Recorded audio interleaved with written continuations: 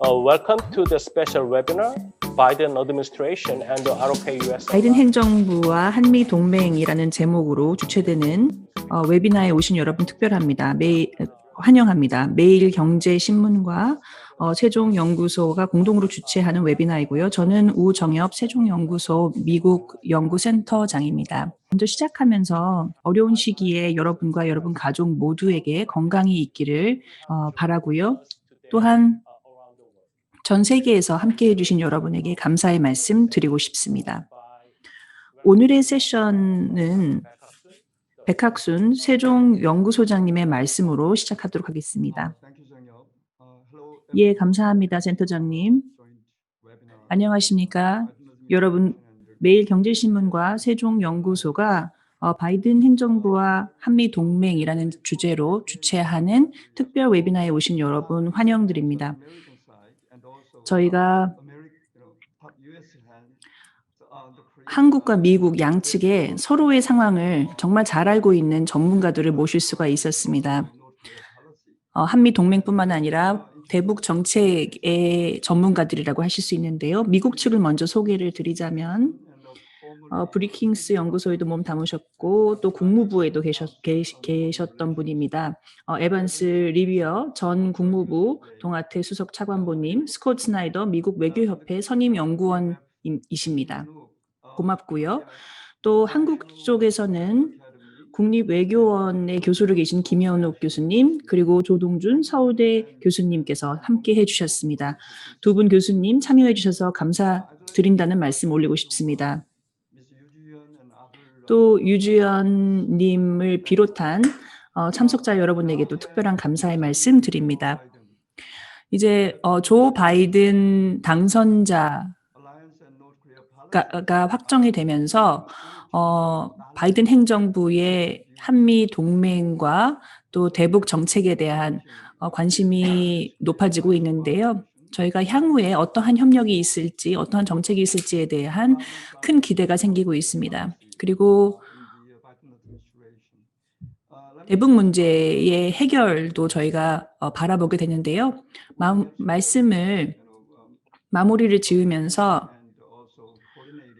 우정엽 센터장님께도 감사의 말씀을 드리고 싶습니다.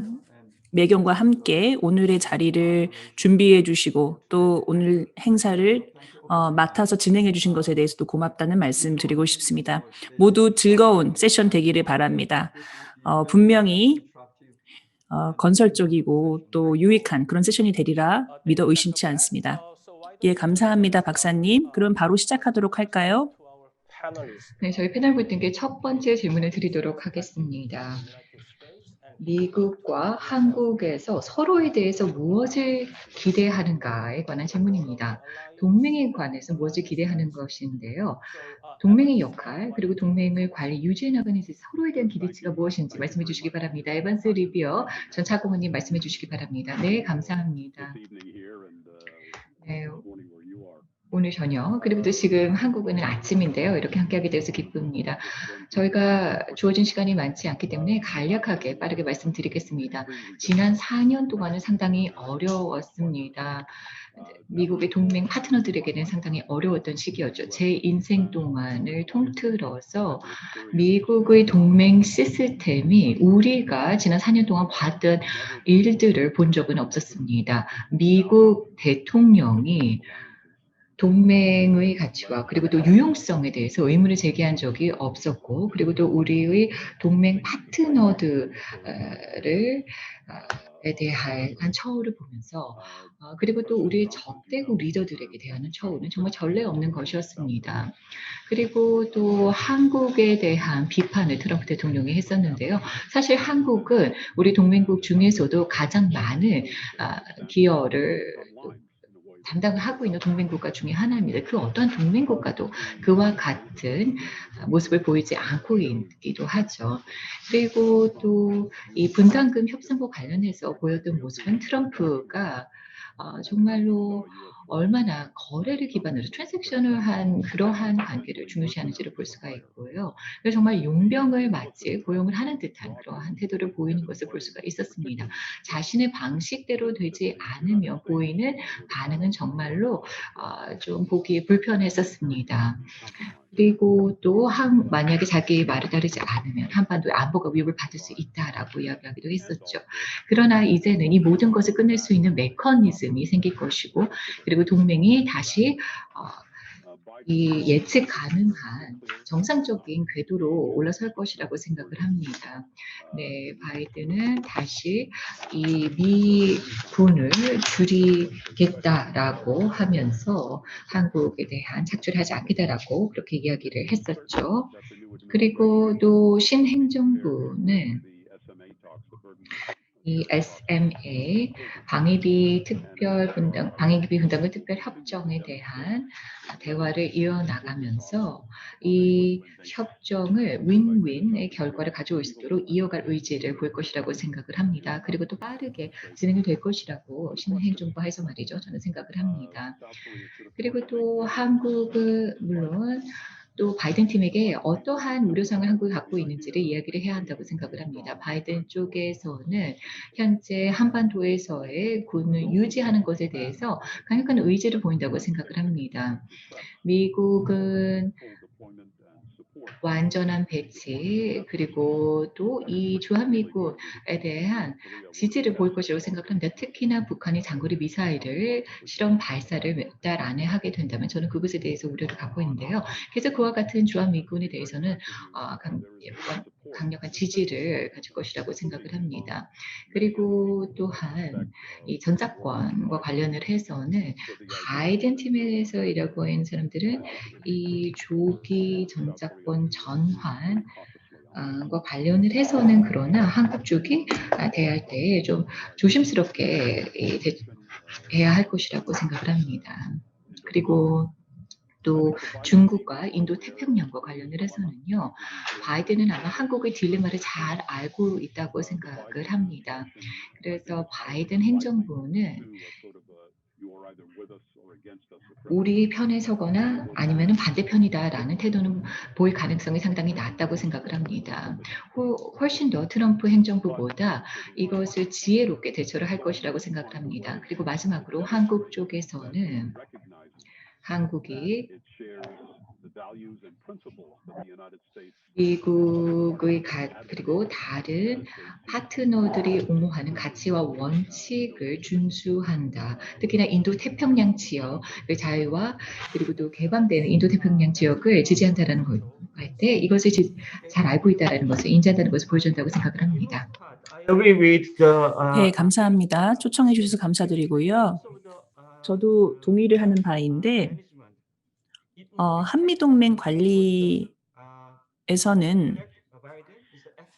바이든 당선인이 동맹에 있어서는 전문가이기 때문에 방위 분담금 협상에 대해서는 희망적이고 또 미군 철수 문제도 마찬가지고 전작권 환수의 경우에는 한국 정부 측에서 사실은 조기 전작권 환수를 원하는 반면 미국에서는 이 문제에 대해서 다소 주저할 수 있을 것 같습니다.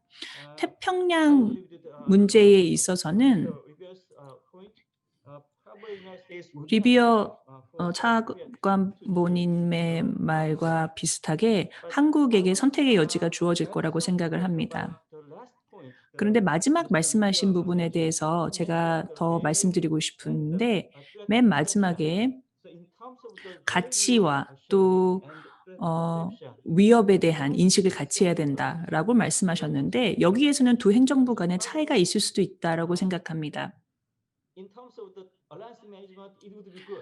한미 동맹의 측면에서는 좋겠습니다만 중요한 거는 같은 가치를 공유를 하는가, 같은 위협을 인식을 하고 있는가, 이것이 굉장히 중요하리라고 생각을 하고요.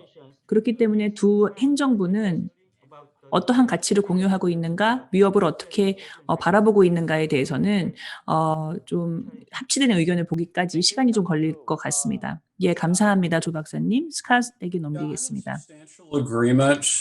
네, 저는 조 박사님 그리고 에반스 차가보님과 의견을 같이 합니다. 그런 한 가지를 더 말씀을 드리자면은 트럼프 행정부 하에서는 이 동맹의 관리라는 것, 한미 간의 내부적인 문제들이 가장 큰 갈등을 일으켰었던 것이죠. 그런데 바이든 행정부 안에서는 다시 이 맥락적인 이슈로 이어갈 것이라고 생각을 합니다. 위협 인식에 대해서 말씀을 하셨는데 이런 컨텍스추얼한 맥락적인 이슈들이 제일 구상을 하게 될 것이고 이것이 동맹 관계에 있어서 가장 중요한 이슈들이 될 것이라고 생각을 합니다. 그래서 트럼프가 사라지고 나서 다시 전통적인 동맹 태세로 돌아가게 될 때요. 이 동맹에서의 균열을 생각을 해볼 때 새로운 행정부가 다시 미국의 정상화를 추진을 하면서 이것을 이제 해결을 하려고 하는 모습을 보기를 하려고 생각을 합니다. 바이든의 세계관은 전통적인 미국의 정책에 기반한다고 생각을 합니다. 가치를 중시하는, 가치를 기반으로 한 세계관이라고 볼 수가 있겠는데요. 그렇다면은 한국과 미국 간의 차이가 벌어질 수 있는 것은 세 가지 부분이라고 생각을 합니다. 우리가 물론 이 세 가지의 차이를 해결할 수 있지만 노력이 필요하다고 생각을 합니다. 우선 첫 번째는 한국과 미국 간의 북한에 대한 억제력 대비 평화에 관한 입장 차이입니다. 그리고 또 두 번째는 문재인 행정부가 바이든 행정부 내에서의 중국에 있어서의 입장 조율에 대한 기대감을 충족시킬 수 있을 것인가에 대한 것입니다. 다시 말해서 가치 중심이라고 말씀을 드렸었는데요. 이 바이든은 민주적인 가치 그리고 같은 생각, like-mindedness를 동맹국 간에 강조를 하고 있죠. 그리고 세 번째는 오바마 행정부가 이 3자 공조를 강조를 했었습니다. 한미일 공조를 강조를 했었고 토니 블링크가 바이든 행정부에서 아마 핵심 자문으로 역할을 하게 될 텐데요. 이분이 사실 이러한 3자 공조를 제도화시키는 데 이력을 담당했던 분입니다. 그래서 아무래도 이 바이든 행정부 안에서는 한국이 조금 더 미국과 일본과 3자 공조 체제 안에서 더 역할을 해달라는 기대가 있을 것이라고 생각을 합니다. 그리고 협력을 더 확장을 하기 위해서는 아마 공공보건이라든가 또는 군 통제 등등의 새로운 이슈까지도 포괄하게 될 것이라고 생각을 합니다. 한국은 역량 있는 파트너로 부상을 했다고 인지를 받고 있기 때문에 바이든 행정부 쪽에서 그렇게 생각을 하고 새로운 영역까지도 공조를 원할 것이라고 생각합니다. 네, 김 박사님. 예, 감사합니다. 초청해 주셔서 너무나 감사드리고요. 전문가들의 말씀 잘 들었습니다. 먼저 바이든이 당선됐다라는 것 대단히 기쁘게 생각하는 것이 저희 한미동맹을 회복할 수 있을 거라고 생각하기 때문입니다. 지난 4년간 트럼프 대통령은 한미동맹을 와해를 시켰습니다. 대화가 정말 필요한데 그동안 대화가 없었죠. 2010년과 2016년 사이에 2+2 회의가 한 차례 있었고 그 이후에는 없었습니다.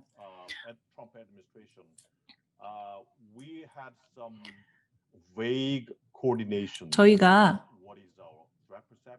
우리의 위협 인지가 어떠한지, 위협을 어떻게 인지하고 있는지, 우리의 공동의 목표와 비전이 무엇인지에 대해서도 굉장히 모호한 상황이었는데 여기에 대해서 명확하게 할 필요가 있겠습니다. 사실 동맹 국가들이 동맹 자체를 바라보는 관점이 다를 수 있는데 그것을 그 차이를 조율을 하는 것이 굉장히 중요한데 그런 프로세스가 트럼프 행정부에서는 전혀 없었습니다. 지금 미국의 경우 중국에 굉장히 강경한 입장을 취하고 있고 한미 동맹을 중국에 대하는데 사용을 하고 있는 상황이기도 하지요. 그래서 저희는 이러한 부분들을 우려하고 있는데 사실 저희는 중국에 대한 경제적인 의존도가 있기 때문에 한미 동맹을 북한이 아닌 중국을 겨냥을 하기 위해서 동맹을 과연 사용할 수 있을지 이런 부분에 대해서도 저희가 협의가 필요합니다. 또 두 번째 말씀드리고 싶은 것은 중국과 직접적인 연관이 있는데요.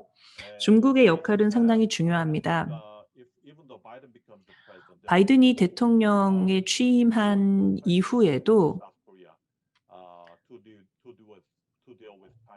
한국과 함께 중국에 대응을 해야 될 것입니다. 한미 동맹에 해를 가하지는 않는 수준이 되겠지만 그래도 중국을 놓고 많은 대화가 있을 것이고 오바마 행정부 때도 중국에 대한 이야기를 많이 했는데요. 예를 들어 남중국 해 문제에 있어서 한국이 참여를 해주고 기여를 해주기를 바랬었던 전례가 있습니다. 그래서 저희는 어떠한 미국이 한국에게 어떠한 보장을 해줄 수 있는지에 대한 이야기가 있어야 되는데 많은 전문가들이 얘기를 하기를 사드 배치 당시에 미국이 과연 한국을 위해서 무엇을 해주고 있었느냐라는 지적을 합니다. 그런데 호주와 같은 동맹에게도 마찬가지이기는 한데 이거는 한미 간에 내지는 미국과 다른 동맹들 간에 논의를 해야 되는 부분입니다. 미국이 주요한 동맹들에게 뭔가 중국으로부터 오는 제재가 있을 때 어떻게 지원을 하실지에 대한 얘기가 있어야 될 것 같습니다. 네, 두 번째 질문으로 넘어가기 전에 미국 전문가들에게 질문을 드리고 싶은데요. 오바마 행정부, 바이든 행정부 간의 가장 주요한 차이가 무엇일지 궁금합니다. TPP와 같은 경우에 대해서도 궁금한데요. 스캇 스나이더님 거기에 대해서 말씀해 주시겠습니까? 네, 무역에 관해서 이야기를 하시는 거라면은요, 가장 큰 차이는 정치적으로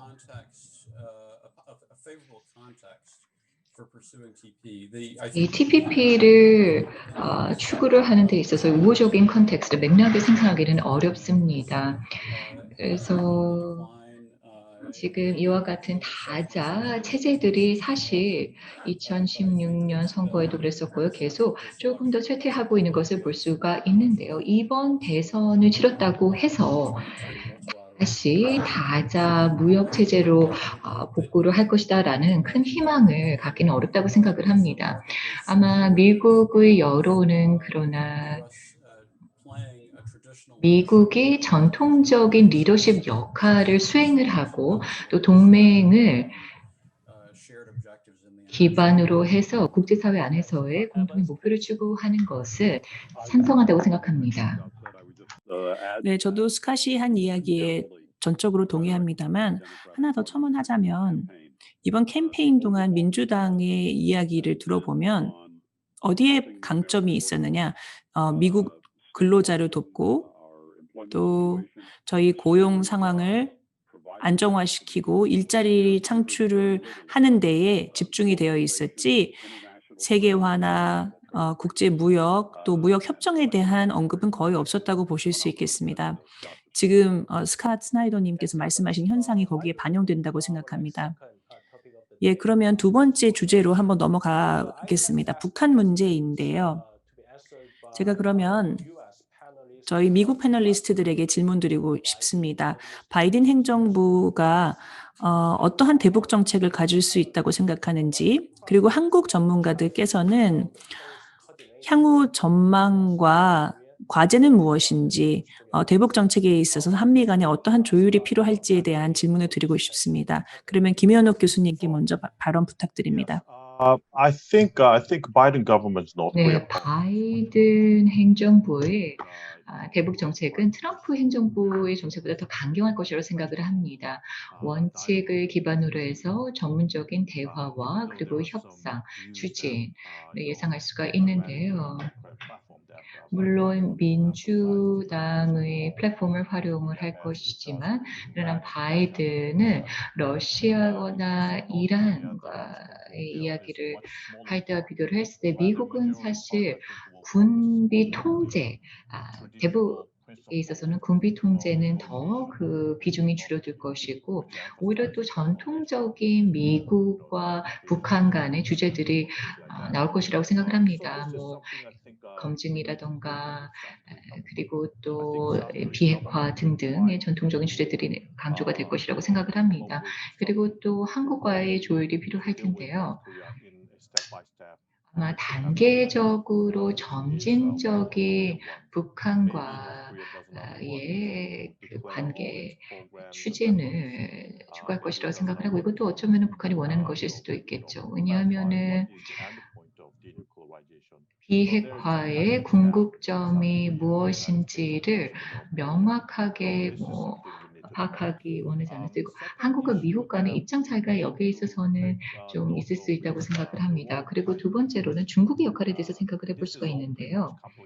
아마 이것은 서로 굉장히 복잡하게 얽혀 있기는 합니다만, 그러나 북한과 미국의 실무 대화가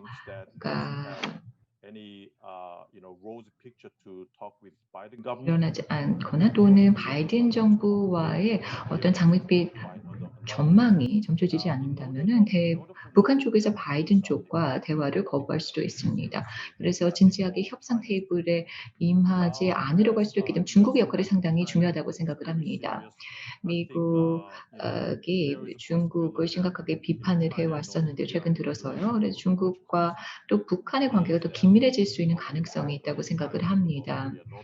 네, 그래서 북한이 그렇다면은 중국과 더 긴밀해지면은 외교적으로는 조금 더 여지가 생긴다는 것이죠. 그래서 이러한 경우에는 북한이 군 도발을 선택할 수 있는 가능성이 더 높아집니다. 중국을 믿기 때문이죠. 그래서 한반도에서의 미국의 역사적으로 한반도에 대한 개입이 약하거나 또 이럴 경우에는 중국에 있어서의 북한에 대한 입장에 전통적으로 한번 살펴볼 필요가 있는데요. 중국의 관점에서는 비핵화보다는 오히려 한반도의 안정이 더 중요하다고 생각을 할 것이라고 봅니다. 그래서 중국이 미국과의 경쟁에 있어서 더 강경해질 것인가, 혹은 미국과 중국이 북한의 비핵화에 있어서 또 함께 협력을 할 수 있을 것인가, 이것에 따라서 북한의 향후의 행보가 결정될 것이라고 생각을 합니다. The first thing I think I have to say is that I believe that the 네, Trump 먼저 말씀드리고 싶은 것은 트럼프 행정부와 바이든 행정부가 대북 정책에 있어서는 같은 목표를 가지고 있다고 생각합니다. 바로 비핵화인데요. 그렇지만 전략에 있어서는 차이가 클 겁니다.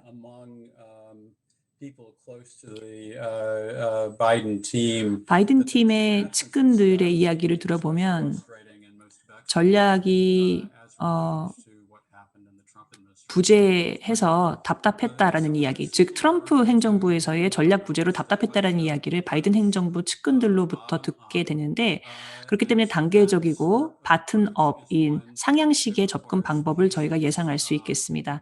근데 그렇기 때문에 한국과 북한 모두가 인내를 가지고 기다려야 될 것 같고요. 중요한 질문은 과연 북한에게 그런 인내심이 있는가 하는 것이죠. 저희 워싱턴에서는 어떻게 생각하고 있느냐면, 북한은 결국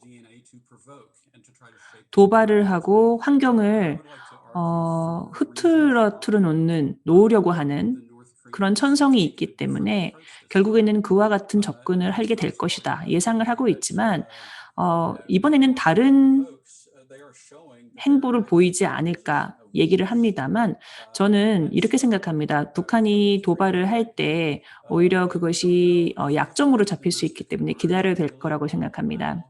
근데 과연 북한의 내부적인 상황을 미루어 봤을 때 기다릴 수 있을지 모르겠고요.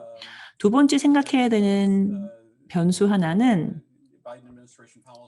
바이든 행정부에서 대북 정책과 중국 모두에 적용되는 것인데 원래의 가치로 돌아간다라는 것입니다. 즉 대북 정책에 있어서도 인권 문제에 더 집중할 것으로 저는 예상을 하는데요. 중국의 경우에는 대북 정책에 있어서 중국과는 어떻게 조율할지도 궁금합니다. 바이든 당선인은 중국을 다자적인 차원으로 끌어들이고 싶다라고 이야기를 했습니다만 건설적인 방법으로 그것이 가능할지 매우 궁금하고요.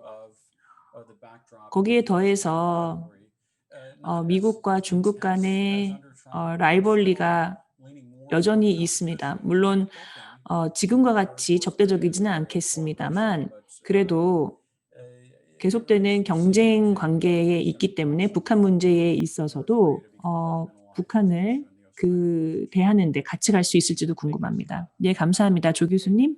Seems 네. 바이든 당선인은 외교에 있어서 두 가지 측면을 고려를 합니다. 두 가지 면모를 보입니다. 하나는 실용적인 것이고 하나는 현실적인 것인데요. 그래서 인권 혹은 민주주의 가치와 관련된 현안을 다룰 때에는 이상주의적인 모습을 북한을 대상으로 볼 것이라고 생각을 합니다. 그러한 경우에는 더 많은 갈등이 생길 수도 있습니다. 그래서 이러한 이슈들 굉장히 그렇게 고조되지 않은 강경이 아니라 이러한 연성 문제들은 그렇고요. 그러나 동맹 관리 등의 이슈들에 있어서는 그리고 또 북한 관련해서 핵에 있어서는 실용적인 노선을 취할 것이라고 생각을 합니다. 그래서 이 핵 문제에 있어서는 저는 낙관적인 생각을 갖고 있습니다만 그러나 만약에 인권과 같은 이슈를 다룰 때 있어서는 또 다른 면모를 보인다는 것이죠. 그래서 두 가지의 그러한 면모를 볼 것이라고 저는 생각을 합니다. 네, 조 박사님 감사합니다. 에빈스 자관부님. I think in looking at President-elect 네, Biden's likely approach, 바이든 당선인이 the initial 북한과 관련해서 어떠한 행보를 보일까를 생각해 보면 어조 자체가 다를 거라고 생각합니다. 다른 연사들도 말씀하셨지만 지금과 같은 긍정적이고 행복한, 즉 낙관적인 그러한 분위기가 아닐 거라고 생각하고요. 분명한 어조의 언사를 저희가 기대할 수 있을 것입니다. 또한 북한을 대하는 데 있어서도 기술적인 측면의 차이를 볼 수 있을 텐데요. TV를 위해서 만들어진 그런 드라마 연출은 없을 거라고 생각을 하고 정말 실질적인 외교가 펼쳐질 것입니다. 외교관들이 협상을 만들 수 있을지를 검토하게 될 것이고 지난 4년간 전문가들이 무시됐던 것과는 달리 전문가들에게 책임감 있는 일들이 주어지고 신뢰를 가지고 이들이 일을 펼쳐질 것입니다. 김정은과의 정상회담도 배제를 하지 않았습니다. 바이든 당선인은. 하지만 비핵화에 대한 실질적인 진전 가능성이 보여야지만 가능하다라는 것을 이야기를 했고요. 지난 4년간과 같은 그러한 정상회담은 없을 것입니다. 또한 북한 문제를 동맹의 관점에서 바라보게 될 것입니다. 한국과 일본과의 동맹이라는 관점 안에서 북한 문제를 대하게 될 것이고요. 그렇기 때문에 관련 국가들의 이야기를 듣고 이들의 입장을 고려하게 될 것입니다. 그리고 미국은 자국의 안보뿐만 아니라 동맹의 안보를 지키는 데에 가치를 두고 있다라는 점도 분명히 할 것입니다. 북한 전문가 팀은 이전 오바마 행정부에 몸을 담았던 베테랑들일 것이고요. 또 전략적 인내라는 정책의 실패를 맛본 사람들이기도 할 것입니다. 그렇기 때문에 전략적 인내는 유지하지 않을 거라고 저는 생각을 하고, 그래서 북한이 오바마 행정부에게 어떻게 했는지, 오바마 행정부 초기에 어떻게 했는지에 대해서도 또렷이 기억을 하는 전문가들입니다. 오바마 행정부가 내민 손을 내쳤을 뿐만 아니라 거기에 핵실험, 미사일 실험을 하기도 했었죠. 그리고 전략적 인내에서부터 제재와 압력으로의 그 범위를 그 다양한 정책을 다 해봤던 인물들이기 때문에 강력한 정책을 유지할 수 있을 거라고 생각합니다. 또 한국 측 분들에게는 제가 말씀드리고 싶은 것은 바이든 행정부가 트럼프의 성과를 바탕으로 뭔가를 쌓아 올려간다라는 것을 이야기하지 않았으면 좋겠습니다. 왜냐하면 지난 4년간의 성과라고 일부는 말씀을 하십니다만 바이든 행정부 입장에서 봤을 때는 처참한 실패였기 때문이고요. 그리고 북한을 대하는 데에 근본적인 현실을 직시해야 됩니다. 핵 무기가 북한에게는 그 어느 때보다 더 중요해졌을 거라는 것도 알아야 되고요. 그리고 정권의 생존도 사실은 이 핵 문제하고 결부가 되어 있다는 것도 잊지 말아야 합니다. 또 바이든 행정부에서 다뤄야 되는 문제 중 하나는 지난 2년간 트럼프 행정부의 접근 방법은 고개를 돌리는 것이었습니다. 북한이 계속해서 탄도미사일 테스트를 하고 무기를 갖춰 나가는데 고개를 돌렸던 것입니다. 그래서 북한이 핵을 가지고 있다라는 것을 그냥 두었던 것인데요. 이것이 바로 바이든 행정부가 물려받게 되는 유산이고 거기에 대해서 전문가들이 좋아할 리 없습니다. 또한 북한과의 다이내믹은 바뀔 것이다라고 생각합니다. 바이든 행정부가 보낸 몇 가지 메시지가 있습니다만 첫 번째는 비핵화가 미국의 근본적인 정책이고 도발을 절대 받아들이지 않을 것이며 또 자국의 이해와 동맹의 이해 그리고 영토를 굳건히 지킬 것이다라는 것인데 그와 더불어 대화의 문은 언제든 열려 있고 협상의 결과로 보상도 줄 것이지만 북한이 복구 불가능한 비핵화의 조치를 취해야 된다라는 것입니다. 북한에게 분명한 로드맵이 주어질 겁니다. 이 과정에서 어떻게 상호 호혜적으로 나오게 되어야 하는지에 대한 분명한 로드맵이 있을 것이고 또 향후에 어떠한 대화에서도 한미 동맹은 협상의 대상이 전혀 되지 않는다라는 것입니다. 네, 반스 차관부님 감사드립니다. 제가 패널분들께 제 질문을 드리기 전에 먼저 백학순 소장님께 질문을 할 수 있는 기회를 드리겠습니다. 또 북한 전문가이시기 때문에 먼저 말씀을 해주시죠. 네, 감사드립니다, 오 박사님. 우선 패널분들께 정말 저에게 많은 깨달음을 주는 그런 답변을 해주신 것에 대해서 감사 말씀을 드립니다. 전문성을 바탕으로 해서 동맹과 그리고 대북 정책에 대해서 말씀을 해주셨습니다. 그래서 바이든 행정부 하에서의 우리가 무엇을 예상할 수 있는가에 대해서 말씀을 해주셨는데요. 우선 북한은 바이든 행정부가 이 4년 이 임기를 시작을 할 때에 도발을 해서는 안 될 것입니다. 두 가지 이유 때문입니다. 우선 첫 번째, 북한은 경제 회복과 개발에 주력을 하고 있습니다. 그리고 또 두 번째, 하노이 회담 이후에 북한 쪽에서는 미국과의 관계에 있어서 생겨난 문제가 이적인 문제라는 것을 깨달았고요. 그래서 미국과 관련된 문제는 스스로 자기가 주도적으로 이제 해결을 해보겠다라고 결심을 한 것으로 보입니다. 그래서 적어도 이 시점에서는 북한이 도발을 할 거라고 저는 생각을 하지 않습니다. 다만 바이든 행정부가 만약에 검토를 끝마치고 그리고 나서 이 북한에 대한 적대적인 정책을 만약에 강화를 한다면 그러한 경우에는 북한이 어떻게 할지 훨씬 더 갈등을 일으킬 만한 입장을 취할지는 모르겠습니다. 이것은 오히려 바이든 행정부엔 좋을 수도 있죠.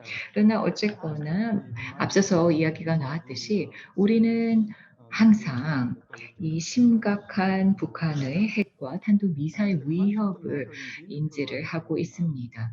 북한의 비핵화 그리고 또 핵 역량을 완전히 없애는 것은 결국에는 이 북한과의 궁극적인 평화적 공존을 미국이 인정하는 유일한 방법입니다. 그래서 평화적 공존이라고 한다면요. 우선 첫 번째, 이 정권 교체의 아이디어를 개념적 그리고 전략적인 차원에서 포기를 하는 것이죠. 그리고 또 두 번째로는 이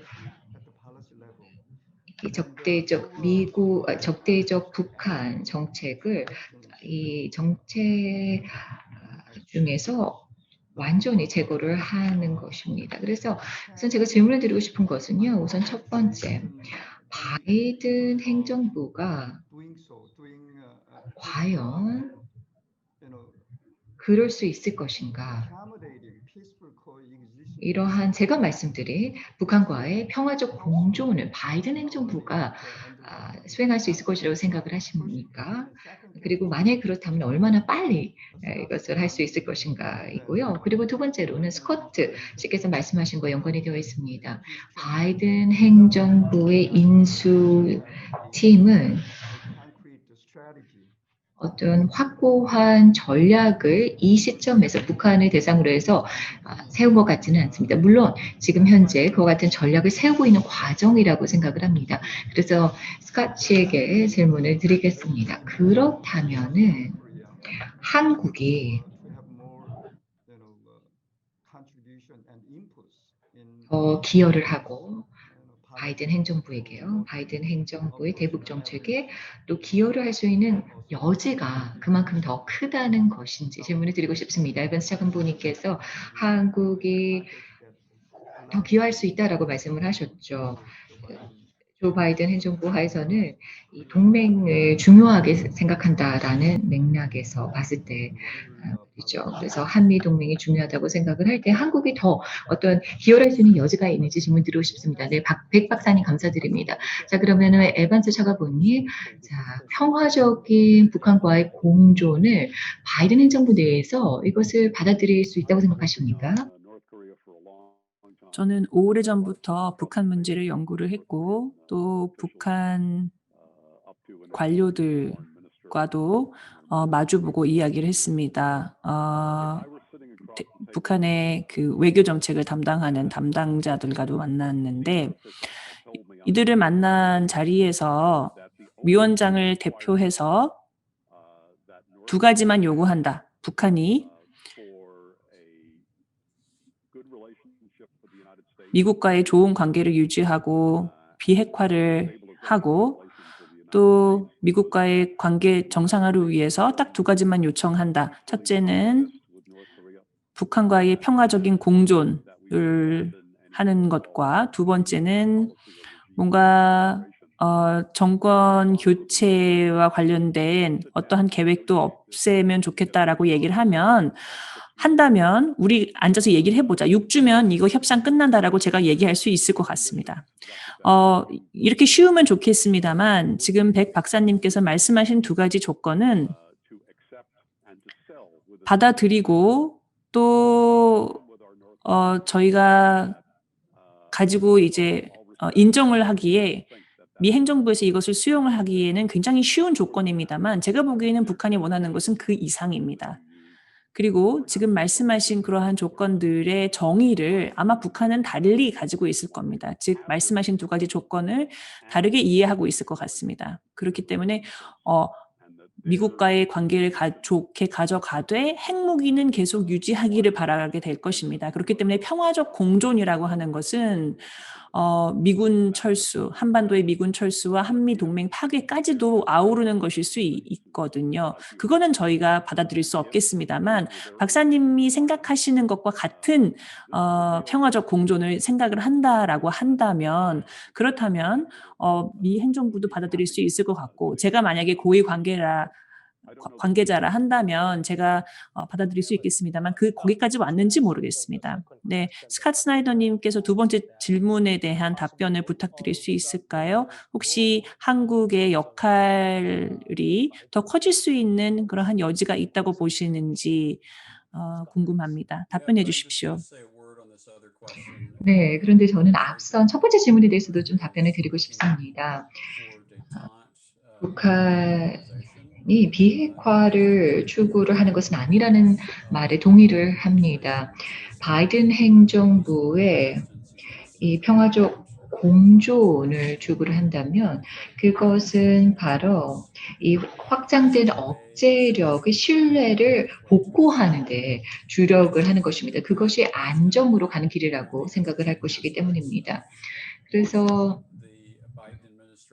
바이든 행정부의 정책이 형성되는 것을 볼 때 제가 봤을 때에는 미국 정책에 영향을 입힐 수 있는 것이 대북 정책에 영향을 미칠 수 있는 것이 세 가지라고 생각을 하는데요.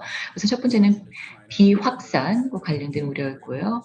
그리고 또 한 가지가 이 전통적 한국의 정책이고요. 그리고 또 한미 관계인데요. 한미 관계가 아마 핵심적인 부분이 되지 않을까라고 생각을 합니다. 미국이 대북 정책을 형성을 하는 데 있어서 아마 한국과의 조율을 또 공조를 할 것이라고 생각을 합니다. 그래서 분명 귀를 기울일 여지가 있다고 생각을 하고 또 한국과 협력을 할 수 있을 것이라고 생각합니다. 그러나 다른 또 목표들 그리고 또 다른 고려하는 정책들을 고려하는 프레임워크 안에서 대북 정책을 형성을 할 것이라고 생각을 합니다. 그래서 여기서 또 중국 그리고 또 비확산 쪽도 고려를 해야 하는 요소라고 말씀드리고 그것도 고려를 할 것입니다. 네, 그럼 스나이더 박사님 그리고 또 한 가지 한국 정부와 그리고 미국 정부 간의 의견의 차이를 볼 수 있는 이슈가 있는데요. 그것은 바로 북한을 어떻게 다시 협상 테이블로 돌아오게 할 것인가 이슈일 것이라 생각을 합니다. 핵과 관련을 해서요. 그래서 미국 패널 분들께 질문을 먼저 드리겠습니다.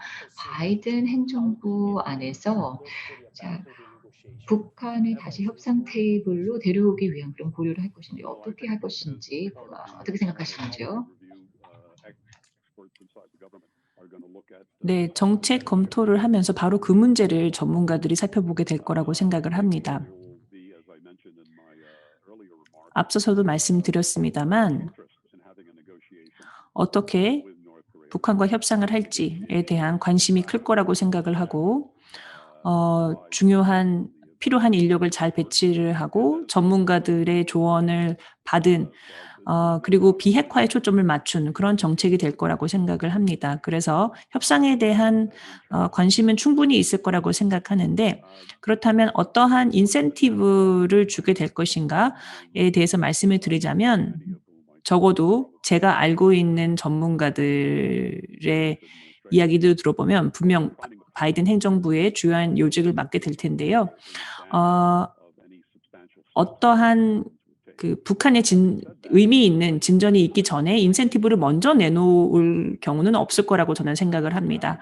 그런데 북한에게 분명한 메시지를 전할 필요는 있겠습니다. 뭔가 유인책과 보상은 분명히 있다라는 것, 그리고 북한이 진지하고 진지한 조치를 취하고 또 저희가 원하는 것을 받아들였을 때 그런 인센티브가 있다라는 것을 메시지를 전할 필요가 있겠습니다. 네, 어떠한 바이든 행정부의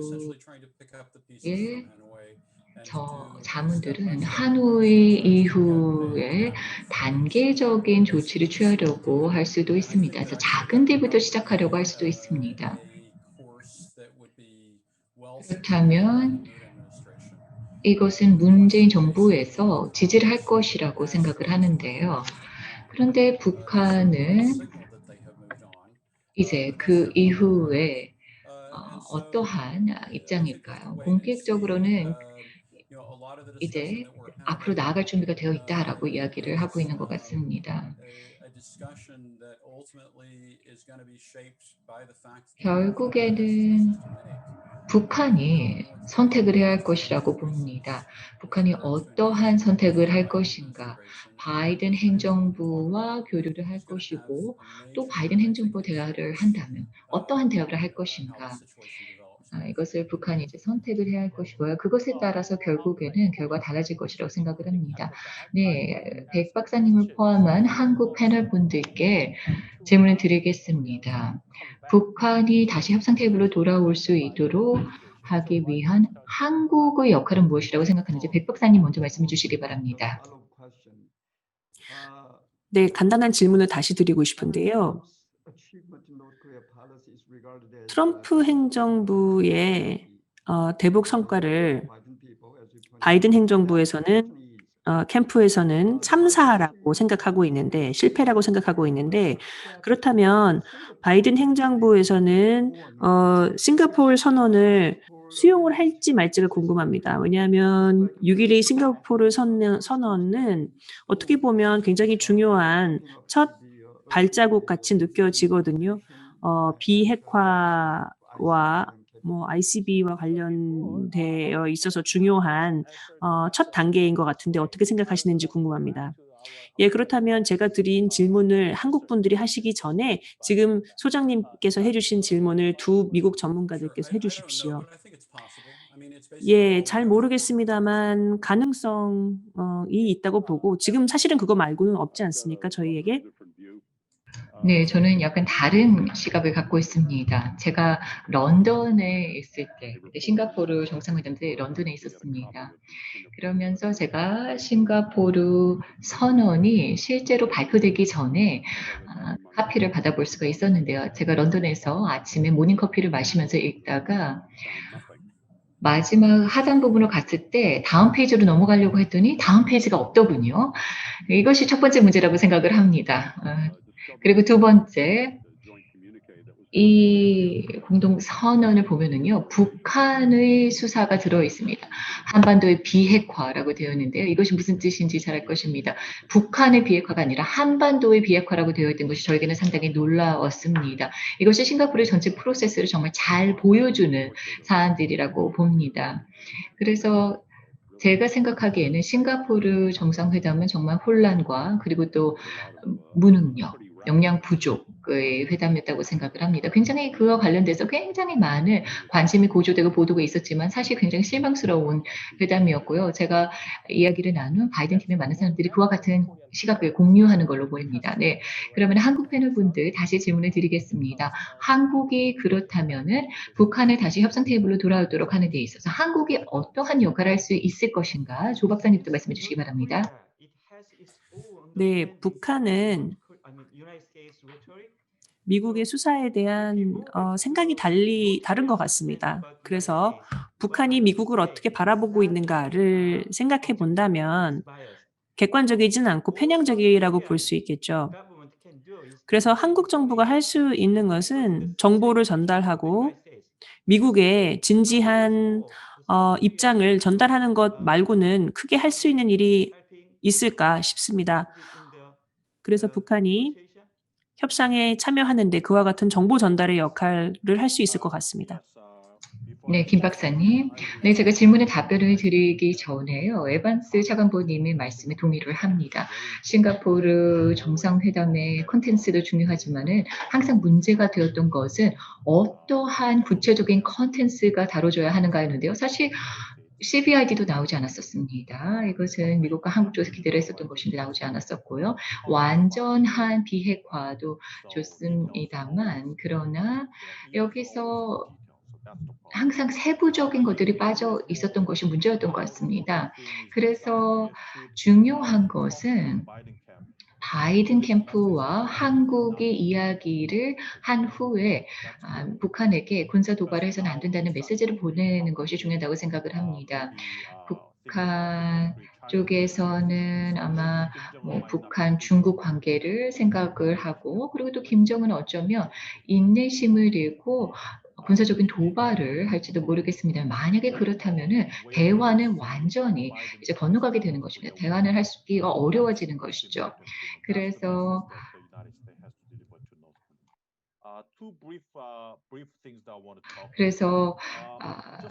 한국과 미국이 대화를 나눈 후에 북한에 군사 도발을 해서는 안 된다는 메시지를 내보내야 되고요. 그리고 또한 김정은은 경제 개방 조치를 할 준비가 되어 있는가? 만약에 김정은이 단순히 경제 지원만을 받기를 원하고 그리고 또 핵무기 일부만 포기를 한다면 그것은 의미가 없습니다. 북한에게도 의미가 없습니다. 자, 그렇다면은 북한이 진정으로 김정은이 경제 개혁과 개방에 할 준비가 되어 있는가? 이것이 중요합니다. 김정은에게 직접 물어볼 필요도 있을 것 같네요. 그리고 또 두 번째, 북한과 협상을 하는 것은 항상 어렵습니다. 그리고 김정은 위원장과 군 축소라든가 또는 상호적인 이 군 축소와 관련해서 이야기를 할 때 항상 어렵죠. 왜냐하면은 영변이라든가 완전한 영변 핵 시설 철폐 이야기를 할 때에 주한미군을 부분 축소를 한다던가 또는 확장 억제력에 대한 이야기가 나올 수 있기 때문에 항상 어렵습니다. 균형을 이루는 것이 중요한데요. 이 균형점을 찾는 것이 중요할 것이라고 봅니다. 네, 김 박사님 감사드립니다. 자, 그렇다면 백 박사님, 한국 어떠한 역할을 할 수 있을지, 북한을 협상 테이블로 불러오는데 어떤 역할을 할 수 있을지에 대한 질문입니다. 네, 직접 대화와 협상이 북미 간에 진행이 될 때 대한민국은 사실은 곁에서 사이드라인에서 배제가 되었던 상황이었다고 볼 수 있겠고 그래서 한국 입장에서는 참 답답했습니다.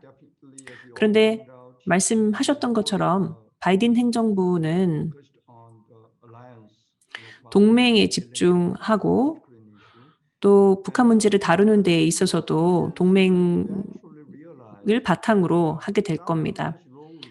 그래서 북한은 궁극적으로 한국의 역할이 더 크다라는 것을 이해를 하리라고 생각합니다.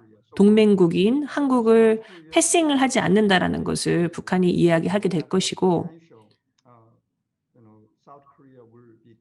그와 같은 한국의 중요성을 알게 되면 아마 한국의 참여도 가능하리라 생각합니다.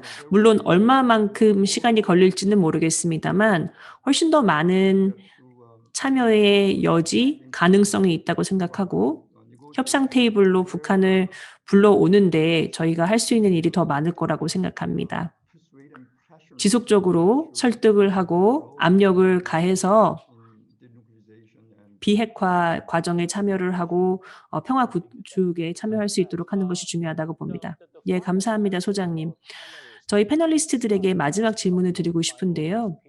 저희 개인적인 경험에서 오는 것입니다. 제가 미국 상원 의원들과 한국 국회의원들 간의 회의를 제가 2019년에 주최를 하고 준비를 하면서 느꼈던 것인데요. 동맹국을 존중하는 것도 중요합니다만 더 중요한 것은 동맹이 무엇인지에 대한 이해가 같아야 된다고 봅니다. 그런데 그 회의에서 미 상원 의원들 중에서 바이든 행정부의 중요한 요직을 맡을 것으로 생각하는 분들께서는 한국이 미국과 같은 시각으로 같은 시각을 공유할지에 대해서 의문을 제기를 했습니다. 다시 말씀드리자면 중국을 한국이 어떻게 바라볼 것인가에 대한 질문을 던졌고, 그런가 하면 한국 국회의원들은 북한 문제에 더 집중하고자 했던 것입니다. 그래서 양국이 우선순위로 삼는 과제가 다르다고 보거든요. 한국과 미국이 각각 우선순위를 두고 싶어 하는 과제들이 다른데, 이와 같은 인식의 차이에 이 존재하는 한 바이든 행정부는 오히려 3자 협력, 즉 한미일 간의 동맹을 더 중요하게 생각할 수 있는데, 이와 관련된 여러분들의 생각, 또 기타 다른 의견들 듣겠습니다. 차관보님 먼저 해주시겠습니까? 네, 감사합니다. 자, 이 질문은 다른 분들께서 해주시면 좋을 것 같습니다. 그런데 저는 이 자리에서 오랫동안 생각해왔던 것을 공유를 하고 싶습니다. 다시 말해서 몇 가지의 조언을 하고 싶습니다. 만약에 조 바이든이 여기에 있고 대북 관련해서 무엇을 해야 하는가라고 하면 이런 이야기를 해드리고 싶어요. 우선 첫 번째, 말을 중요시해야 한다라는 것입니다. 김정은에 대해서 비판적으로 이야기를 하는 것은 기분을 좋아질 수는 있지만은, 그러나 북한의 이 반응을 조심해야 한다는 것이죠. 그리고 두 번째, 북한과의 커뮤니케이션 채널을 최대한 빨리 열어놔야 한다는 것. 그리고 세 번째로는 북한이 이해하도록 해야 한다는 것이죠. 신행정부가 동맹국을 중시를 하지만 대화의 창은 열려 있다라는 것을 알도록 해야 한다는 것입니다. 그리고 다음으로는 북한에게 미국의 정책의 확고한 목표가 비핵화라는 것을 알려야 한다는 것이고요. 다섯 번째, 북한이 알도록 해야 한다는 것이죠. 미국은 중요한 조치를 취해서, 여기에는 제재도 포함이 됩니다. 만약에 제재 완화도 포함이 되어 있습니다. 그래서 만약에 북한이 불복할 수 없는 그런 완전한 비핵화를 한다면 이것이 가능하다는 것을 알려야 하고요. 여섯 번째, 미국은 핵이 없는 비핵화된 북한과의 외교 정상화도 가능하다고 생각을 한다는 것을 알려야 한다는 것입니다. 그리고 또 이러한 가능성을 타진할 수 있는 대화의 가능성도 열어두고 있다는 것을 알려야 하고요. 그리고 또한 새로운 대통령 바이든 당선인이 이 풀타임 보위직 관리를 임명을 하여서 이 대북 특사로서 북한을 상대하도록 해야 한다. 이것이 바로 제가 바이든 당선인께 드리고 싶은 조언입니다. 네, 조 교수님. 네, 위협에 대한 인식을 보면 차이가 있다라고 생각이 드는데요. 중국으로부터 오는 위협이 임박했다라고 보면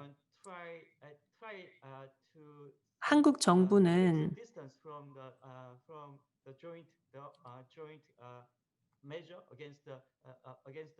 중국에 대한 공동의 입장을 취하지 못하고 거리를 좀 두지 않을까라는 생각이 듭니다. 그래서 이것이 바로 양국 간의 위협 인식의 차이로 알아야 된다고 보고요. 제가 만약에 한국 정부에 조언을 한다면, 솔직히 말씀드려서 제가 구체적인 조언을 할 게 없습니다. 왜냐하면 사실 미국과 한국 간의 구조적인 차이에서 비롯되는 문제들이기 때문입니다. 한국은 이러한 문제에 대해서 아마 바이든 행정부의 아이디어가 오기까지, 정책이 구체적으로 제시가 될 때까지 기다려야 된다고 생각하고요. 먼저 움직일 필요가 없다고 생각합니다. 기다리고 바이든 행정부가 무엇을 제안하는지 먼저 듣고 기다릴 필요가 있겠습니다. 예, 감사합니다. 스캇 스나이더님. 네. 제 의견은요, 지금 경험을 말씀을 하셨죠. 상원 의원과 국회의원 간의 그 만남을 조율을 하시면서의 경험을 말씀을 해주셨는데 제가 봤을 때는요. 이런 차이들이 있을 때 이 동맹의 분위기를 다시 살릴 수 있는 기회를 엿보인다 생각을 합니다. 그래서 한국은 북한과 그리고 다른 뭐 중국 등의 이슈를 다룰 수 있는 여력이 있다고 생각을 합니다. 그리고 또 많은 물론 우리 관점에 있어서 중국에 있어서 미국과 한국의 관점에 차이들이 있을 수는 있습니다. 그래서 한국과 그리고 미국의 정부가 해야 하는 일은 우선 먼저 대화의 광범위한 채널을 열어둬야 한다고 생각을 합니다. 중국을 어떻게 대해야 하는가에 대한 채널을 열어둬야 한다는 것이죠. 바로 어떤 판단을 내린다거나 바로 어떤 행동 조치를 요구하는 것이 아니라 양쪽이 각 서로의 상대방의 관점을 이해할 수 있도록 커뮤니케이션 채널을 열어놓자는 것입니다.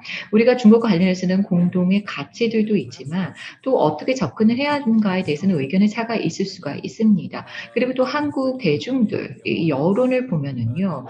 그래서 한미 동맹에 대한 여론을 보면 또 중국에 대한 우려, 긴장과도 또 연관이 있는 것을 볼 수가 있습니다. 그래서 한미 동맹이 북한뿐만 아니라 그리고 또한 이 영내 안보 환경을 다룰 수도 있는 여지가 있다라는 것을 염두에 두고 대화를 한다고 생각합니다. 네, 김 박사님. 네, 한중 관계는 매우 복잡합니다. 왜냐하면 중국의 도움이 있어야지만 한반도 문제를 다룰 수 있기 때문이고요. 또 중국에 대한 경제적 의존도도 상당히 높습니다. 그렇지만 중국을 위협으로 명명하기보다는 중국에 대한 깊이 있는, 즉 마음속 깊은 두려움이나 걱정이 있는 것 같습니다. 우리가 계속해서 중국의 영향을 받게 되지 않을까 하는 그러한 우려가 있는 것이 사실이지요. 그래서 미국과 중국 관계를 현명하게 조율을 하고 균형을 잡아야 된다고 생각하는데 한미동맹이 중요한 이유는 물론 이제 한국과 미국의 입장에서의 위협 인식은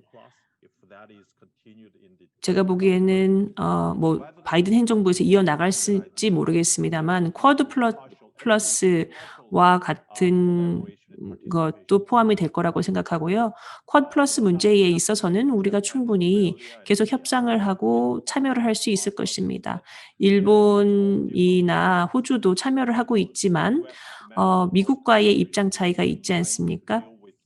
그래서 중국을 대하는 데 있어서 이들 국가도 참여하고 있다라는 것을 보면 우리가 현명하게 참고할 필요가 있겠습니다.